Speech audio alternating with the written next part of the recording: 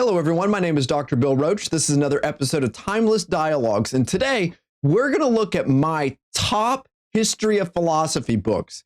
And the reason I'm doing this is because I think having an understanding of the ebb and flow of the history of philosophy is essential to understanding the discipline of philosophy.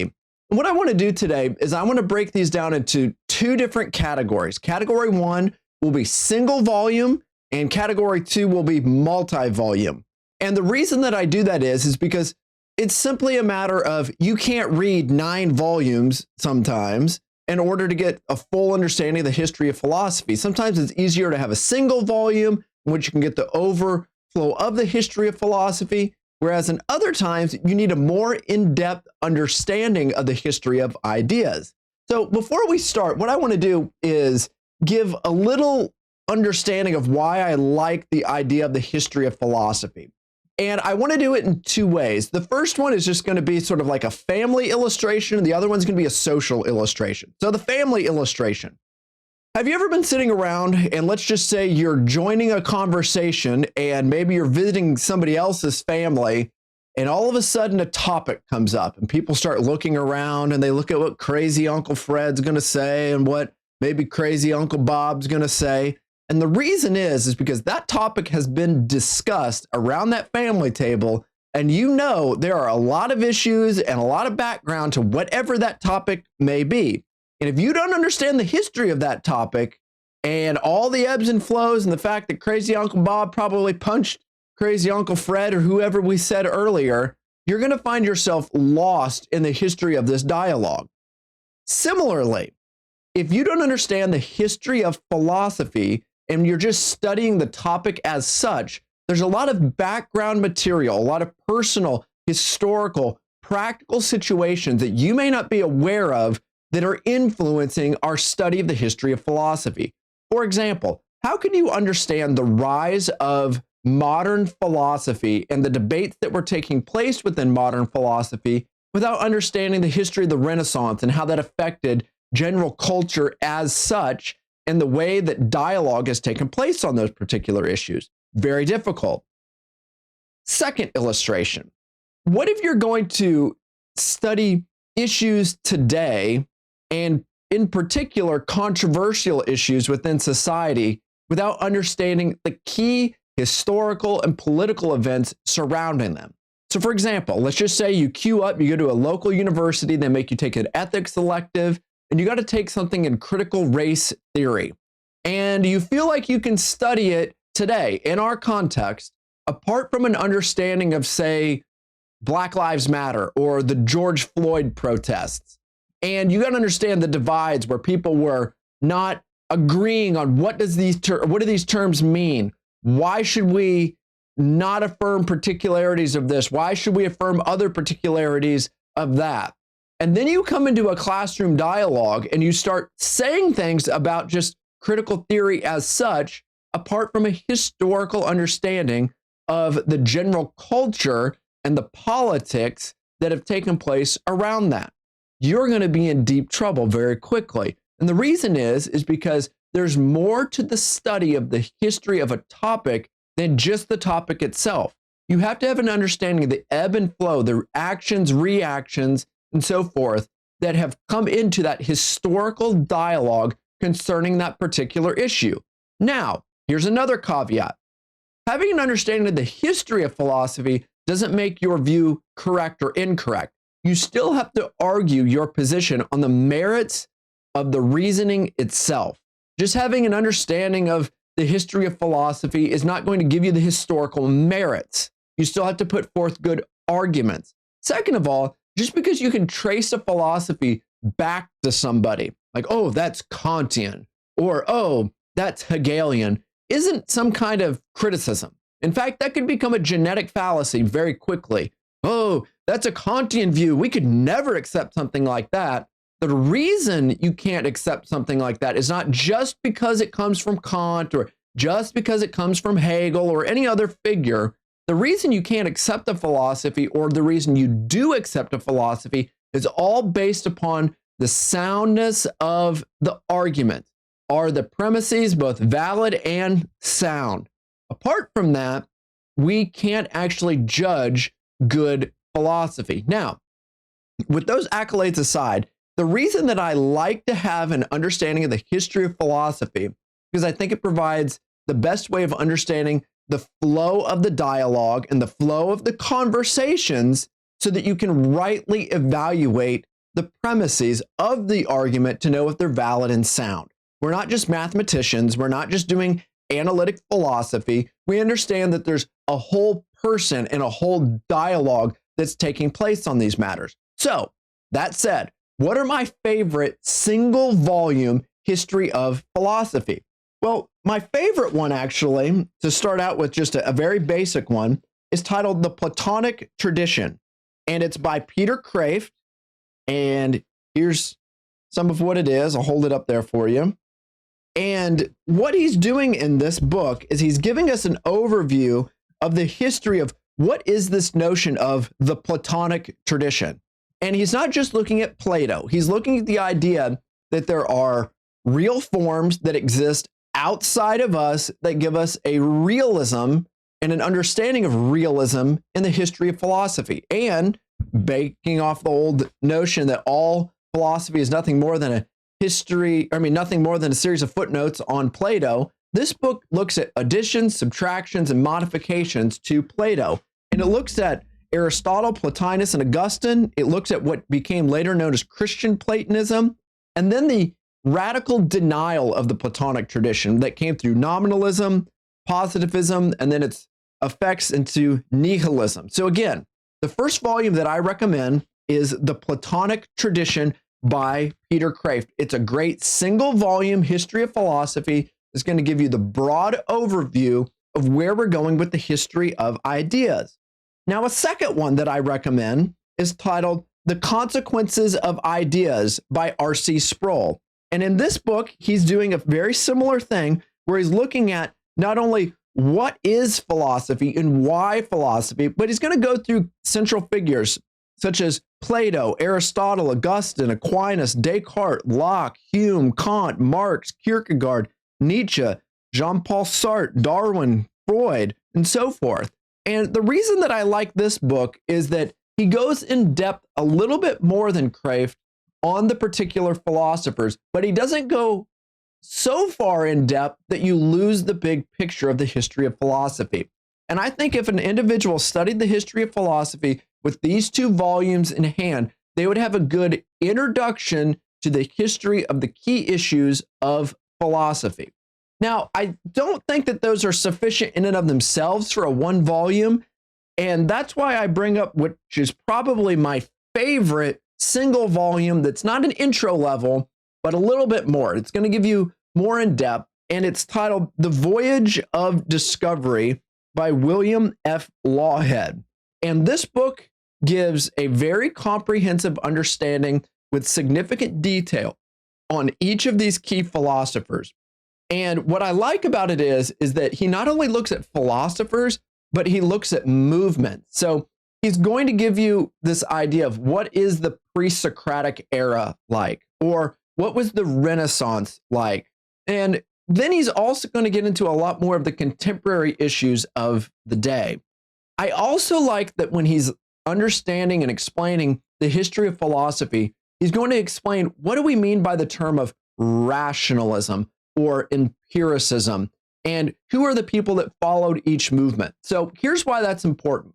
Sometimes you can study all these different philosophers and you can get the big picture of where they're at, but sometimes it's very helpful to put them into big categories. Oh, these are the rationalists, these are the empiricists, these guys are the nominalists, and so on and so forth. Now, a few things that I want to say about this book is, first of all, it's a very expensive volume. I mean, almost like ridiculously expensive for a single volume. It's a great textbook, but here's a way you can get around the expense. If you go and you buy an earlier edition of the book used, you can find it for significantly less. I mean, I'm talking sometimes like $80, $90, $100 less. And I recommend that because there are changes in the later editions, but they're not significant enough for you to actually buy the latest edition. Now, if you're a student and your professor is requiring you to buy the latest edition, that's a different thing. But if you're trying to have an understanding of the history of philosophy, you don't need it. Now, let's flip this just a little bit. So, what the other two volumes don't do is they don't provide study questions for a classroom environment. Whereas this volume, if you're a professor or you're trying to teach the history of philosophy, it actually provides the essential questions on the big issues concerning the history of philosophy. And that's good for you because then you don't have to develop the questions to ask your students. But flipping it a little bit more back to the student again, if you're trying to understand what are the central issues, and maybe you're like, well, I read the chapter, but I don't know if I got all of the central ideas from the chapter. Well, go back and answer all of those questions. Because remember, having an understanding of the history of philosophy, first and foremost, starts with rightly representing a view. Because if you can't represent the view properly, you have no right to really critique and even significantly interact with the position. That's just a principle of charity. Second of all, when you are trying to understand philosophy, it's about asking the right questions. Sometimes you can ask a low level or a mid-tier question when the real question would be whatever that is. And sometimes in order to have the right answer, you got to ask the right question. And what this book's going to do is provide you not only a good understanding of who these figures were and how to rightly represent them, but it's going to give you the great insights into their philosophy by asking the right questions. And that's going to develop you as a philosopher because you're going to understand how to ask the big questions and what are the central issues concerning the history of philosophy. Now, the last ones that I want to look at here are multi-volume history of philosophy.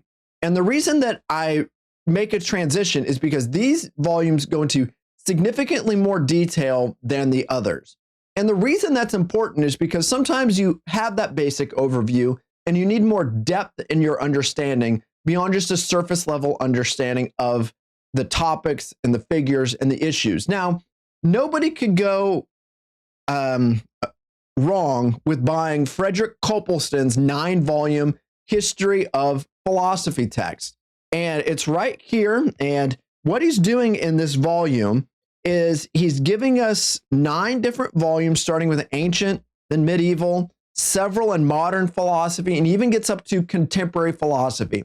In fact, I think this is the single best text for the history of philosophy if you're looking for a long, multi-volume, extended, detailed understanding of the history of philosophy. That's its greatest strength. Now, if you're new to the history of philosophy, because it's so detailed and because it talks about so many different issues, it might just be over your head. That's not speaking ill of you. That's just saying everybody starts at a particular place and they have to work their way up. So if you're starting out in the history of philosophy, maybe look at the single volume text. If you're trying to get into a more in-depth understanding of the history of philosophy, I would highly recommend Copleston's 9-volume History of Philosophy. Now, the other ones that I want to bring up here are some that figures don't always look to, but they're probably some of the best texts that you can find on the history of philosophy. Now, the next one that I want to look at here is titled A History of Western Philosophy, and it's a 5-volume set put out by Dr. Ralph M. McInerny, who was at Notre Dame University. And these are an older series, but what they're going to do is take that 9-volume and summarize it more into 5 volumes. The depth is still there, but what's not there in comparison to the Copleston volume is all the extended details. You're going to get straight to the core issues. They're not going to be surface level, but if you're looking for a volume that's somewhere between sort of Lawhead and Copleston, McInerny is the exact place that you need to go. McInerny was a figure who was a Roman Catholic. He was within the sort of neo-Thomistic tradition of it. And what he's trying to do is give a great understanding of the key issues of the history of philosophy, like all the others. So again, McInerny A History of Western Philosophy. Now, the next ones that I want to look at here are, you kind of have to put them together. So I want to start out with volume 2 and then go back to volume 1. So volume 2 here is titled A History of Philosophy, and the general editor was Etienne Gilson. And here's the text. Maybe it's kind of hard to see there. Sorry about that. And I picked up one of the 3 volumes. I picked up the one on medieval philosophy by Armand Maurer. And what these are is they're an edited series with Etienne Gilson, in which he's going to understand the key issues, again, of the history of philosophy. I think they go into more depth than McInerny, even though there's only 4 volumes of the text. The volumes are thicker, but I actually find that if I'm looking for something and I don't have the time to go to Copleston and I want a little bit more than McInerny, I go to this particular text. And there's medieval, there's modern, and there's contemporary philosophy. You're going to most likely find them used on Amazon, or they're in a reprint into like a paperback edition, which is fine. Here's the biggest weakness of this series. The ancient philosophy volume was not written. So you have this gaping hole in your understanding of the history of philosophy with it. And I've been told it's just they didn't get around to it and people passed away. So you can't fault people necessarily for dying in the middle of a project. So how do we supplement it? And I want to give one other volume that I think supplements it from not only the ideas standpoint, filling in the gap, but also keeping within the particular parameters of the philosophical tradition that they're writing from. And it's a 1 volume, and it's titled A History of Ancient Philosophy. And the individual that wrote it was Joseph Owens. And they're all highly involved in the Pontifical Institute of Medieval Studies at Toronto. And in many ways, they were dialoguing with one another, and they were on the same page concerning these vital issues. So if you want to complete this volume, I recommend going and getting A History of Philosophy right here. If you can see it, I'll put links down below. A History of Philosophy by Joseph Owen, and then complete them with the 3 other volumes edited by Etienne Gilson. So again, thank you. If you find this video in any way helpful, I just ask that you please like and subscribe. It helps me know what content you, my audience, actually prefer, and it also helps the channel. So again, it's very easy. Like and subscribe, and I hope you appreciate this as you study the history of ideas, because ideas not only have consequences, they have origins. Ideas not only have consequences, but they tell a story. So if you can go and find these volumes, they'll greatly help you in your understanding of not only philosophy as such, but the history of philosophy in particular.